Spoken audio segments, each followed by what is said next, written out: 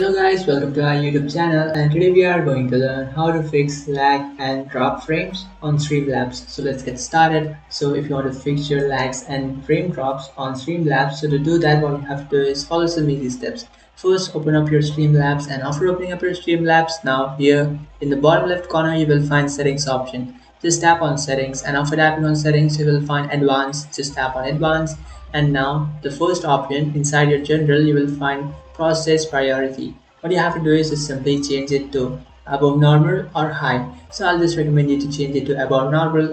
And after doing that, now what you have to do is just simply tap on videos. And after tapping on videos, what you have to do is here you will find this option which is base canvas resolution, and it should be according to your device. So I have 180p device, so I'll just simply select 180p. And the second option is output scale resolution. You just have to change it to 180p also, and after changing it, now you will find downscale filter. What you can do is just simply change it to 32 samples. So either you will find 32 samples option, just change it to that, and here you will find FPS type. So just simply change your FPS type to common. So if you are trying to stream a game, so I will recommend you to change it to 60 FPS.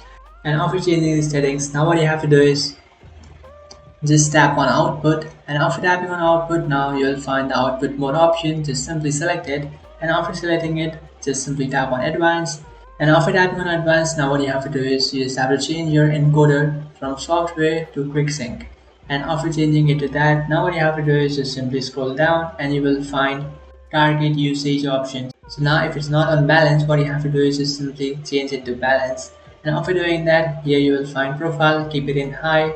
So after doing that, now you will find this bitrate option. So now if you are streaming high quality games, so what you can do is just simply change your bitrate to 6000. So if it's on 2500, just simply go ahead and then change it to 6000. And after changing it to 6000, now your streaming quality will be improved.